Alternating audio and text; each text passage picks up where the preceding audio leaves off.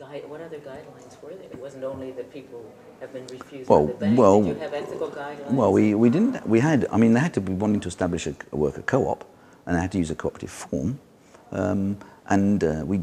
We had, I guess, some fairly clear approaches, but there wasn't too many laid down guidelines, because I mean, we were not getting people who wanted to invest in the arms trade, or they were generally in Whole Foods or in craft or things like that. So these people were you know, within the bounds. You know, there was never much problem about that.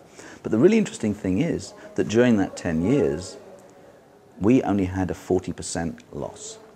Now, the statistics for new business startups and in the small, medium-sized enterprise sector for the banks was a 60% failure rate over 10 years, that 10-year period.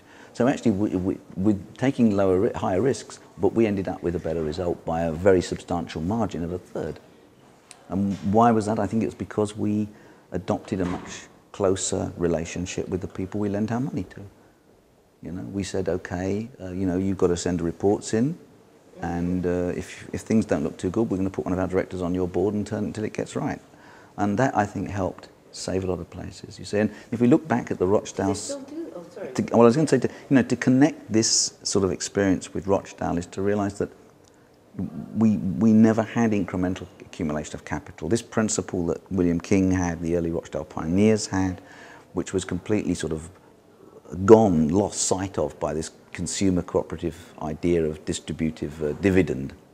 I mean, in the first statement of cooperative principles, it was William Pear, one of Owen's disciples, who moved I think it was Principle 4, that said none of the surplus should be divided. That was the original stand of the cooperative movement in its first Congress, which Owen was in the chair.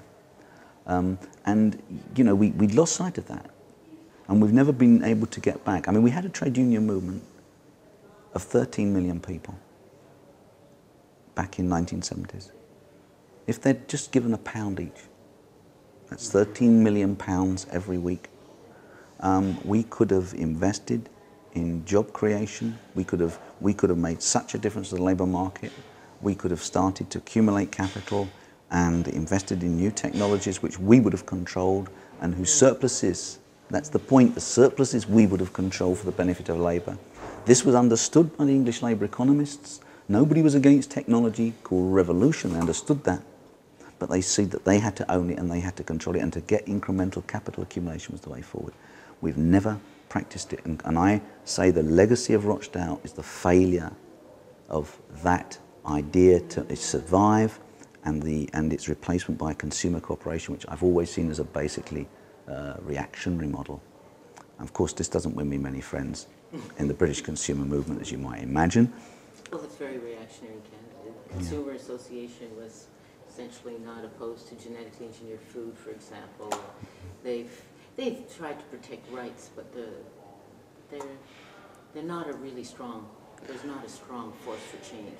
Well, yeah, I think the interesting thing about the Canadian consumer co-op movement for me is that it's a very divided, and I mean, you can see there's clearly tensions within the Co-op Atlantic Federation, which when I was there, fears of people breaking off and all of this stuff.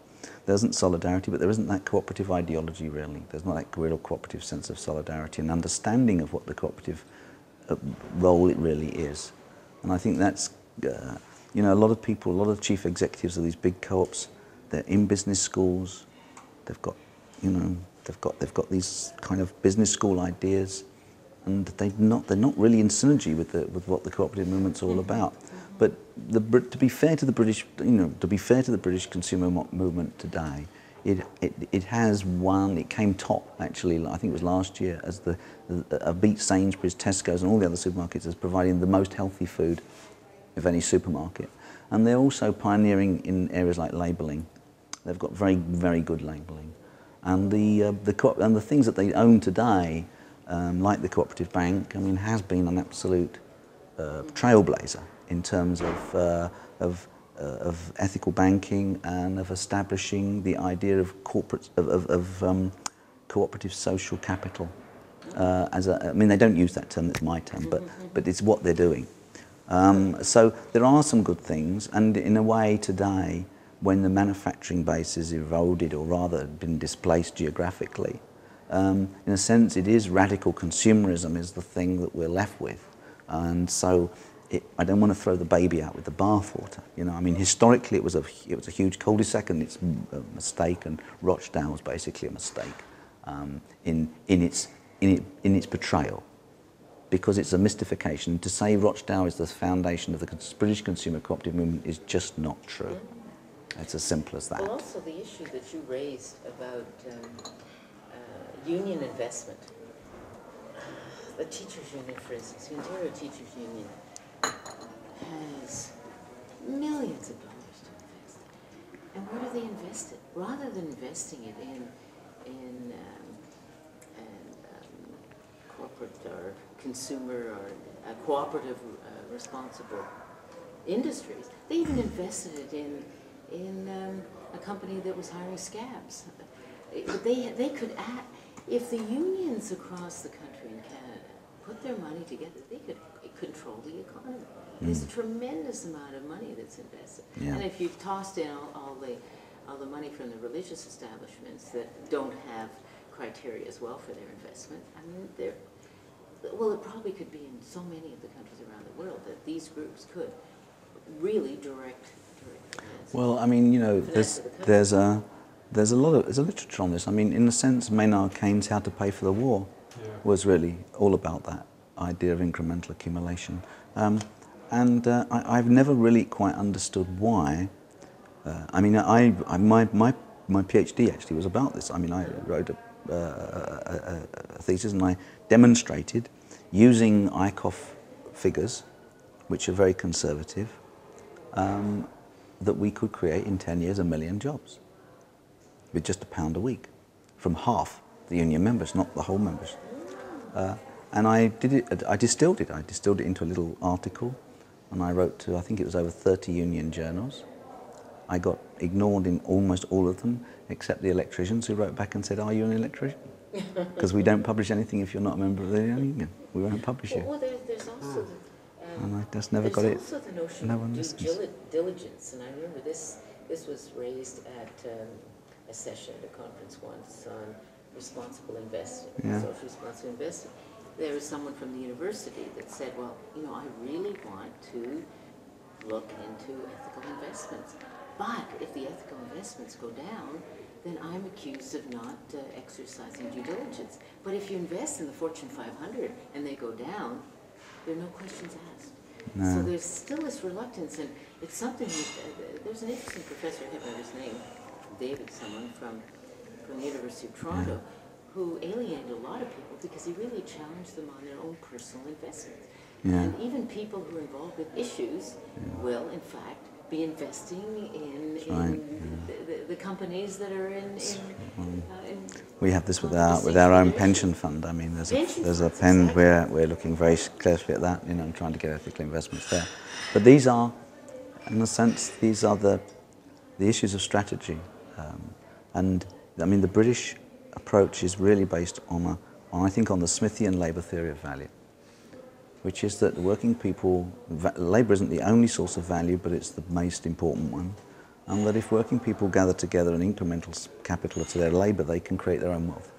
And on that basis, the early English labour movement of the William King variety and the Friendly Society variety was non-expropriation. It was not demanding, it didn't go down the Marxist route. It was never demanding revolution and expropriation of private capital, because it said, well, you know, just leave us alone, give us the free market economy and let us associate, and we'll make our own money, thank you very much.